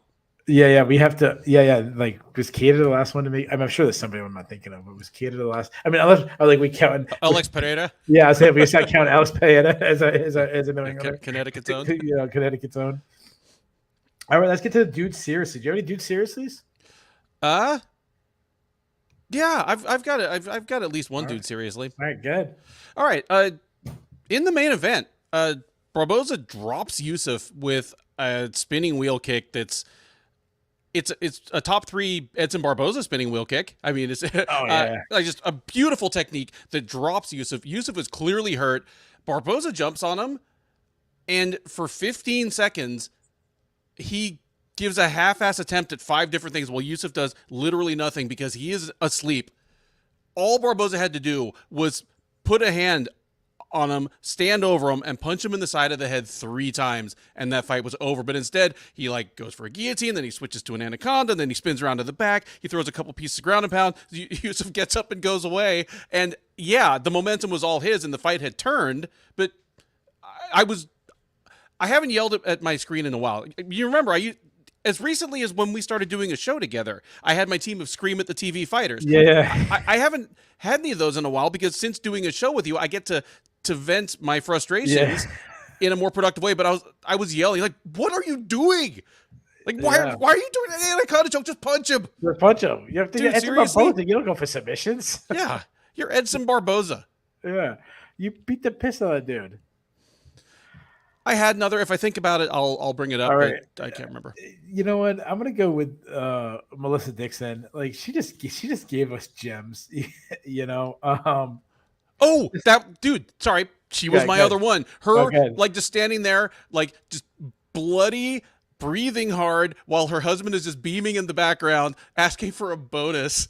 And I don't know. I guess the Coventry accent is something because I needed subtitles. Yeah, she said she's gonna talk to Dana White if she doesn't get a bonus for that fight. Like it wasn't bad fight, but she's like, if that fight don't get a bonus, I don't know what does. And I'm like, if we were ranked, there was like what was it, 11 fights on the card. What fight was worse than that? Like it wasn't, that was probably the worst fight of the card. I mean, I'm sure if I looked, it was the worst one that went. No, Lisboa and Oliveira was probably worse, but okay. Like the other 9 fights, other than that, so that was actually one of my dudes. Seriously, so you stole it from me. That's okay. So you see Alexis Siva's car? What's wrong with you? You don't put a big giant bumper sticker on a freaking Mercedes, dude. Seriously? It wasn't a bumper sticker. It was a wrap. She had it wrapped like she's selling Mary Kay Cosmetics. I know. I always say that like when people want to get a tattoo, like my sister-in-law asked my wife, who by the way is like the most conservative lady alive. Like I married like Mother Teresa, but her sister like wanted to get matching tattoos, and I'm like, and I'm like, no. She's like, you know what I'm saying? I'm like, you don't put a bumper sticker on a Ferrari.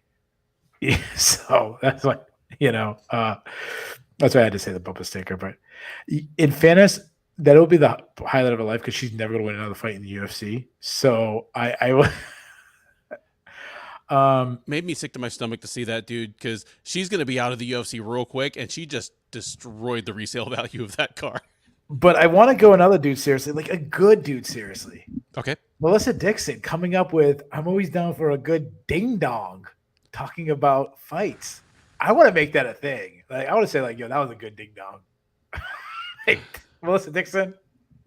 Like, I know you think she's not that good. Yeah, that to me, that's like Hall of Fame material right there. Hey, you know what? If her whole purpose in life was to get to the UFC long enough to just drop an all-time quotable, it could be like Harold Howard doing, if you're coming on, come on. Coming on. And if you want to do a good old ding dong, then come on. And my last one, Jonathan Martinez was absolutely brilliant. You did your Bulls first, but he was like my number one. Like I was gonna give him the best one, except he had everything perfect, except he did one thing wrong. He called for a fight with Merab. Like, dude, seriously? Like the worst stylistic matchup. The one guy who's gonna crowd the kicker, the one guy you're not gonna be able to throw one kick against. When you throw the kick, he catches it and takes you down. Like, that's the guy you asked to fight. You know what? Seriously? I understand that it was a terrible idea, but the ball's on that man. Oh yeah. Who has anybody ever asked to fight with Merab in Merab's entire career? No. Sandhagen did. And But Sandhagen's not Sandhagen human. is another guy on the all balls Sandhagen's team. not human. Sandhagen's not human. Yeah. He's one of those. I'm not human. Sandhagen is one of those guys that, oh my god, this seems so unachievable. That mountain, like Sandhagen, if he wasn't fighting UFC, he'd be training to climb Mount Everest. Mhm. You know, and he'd be trying to do like, oh wait, one person didn't do it with oxygen. I won't do it with oxygen or shoes. Yeah. Like I'm going to do it barefoot in December. You know, Yeah. that's Sandhagen. So, all right, let's get to the. Oh, that's it. We did everything. I'm sorry. Let's get to the grade. What is your grade for the card? B-. Generally entertaining. Had a couple of quick finishes, some great performances, and it was only 11 fights. Yeah, the main card was really good. I mean, the prelims was terrible. I mean, it was really down. A lot of decisions. I started watching a little late, so I fast forwarded through the. I didn't fast forward through the fights, but when you're cutting out all the commercial, interstitial bullshit and all the Burger King commercials, they seem to whip by faster. So, yeah. Okay, so I'll go with a B. Big Marcel doesn't know what a B- is. Sorry, we don't live in third world countries. Big Marcel, I will find some similar reference that will make sense to a guy from the Netherlands, and I will serve it up next time. Yeah, like what is the grading in the Netherlands? Like how many wheels are on your wagon that when you go down to the farmer to get some bread and get some eggs, like that one has 3 wheels on the wagon, like I want to picture what Keith sees when he pictures the Netherlands right now. That's amazing. Dude, anything that's not America is third world country. That's my ongoing joke. Big Marcel, he's a good sport with it. All right, toughest question of the night, and always the toughest one. Who's your listener of the night? Oh, listener of the night. Give me just a moment here. All right, I'll give you one when oh man, I was gonna write his name down and I forgot. He had a couple of good questions, a couple of good comments. Oh, Nick Rodriguez. I like Nick Rodriguez. So I think he has some really good questions and content. So I'll go with Nick Rodriguez. I mean, there's a lot of the usuals. There's a lot of the usuals here. In fact, I'm going to give it to one of the usuals as much as I hate to. Honorable mention to Ninja Kitty and 30C West, by the way. And Marcel and Boss know that they're not eligible to win. No. But I'm going to give it to Marcus Mustard. Came in with a good blend of things that kind of made me laugh, things that made me think. And yeah. And so, yeah. Congratulations, Marcus Mustard. Yeah, Marcus Mustard, though, he's getting himself in that category. He might not be eligible anymore. So, all right, there you go, guys. There you have it. We have recapped all 11 fights. Plus, if you're really into the Logan Paul, Dylan Danis, we covered that too in the very, very beginning of the show. So go back, rewind.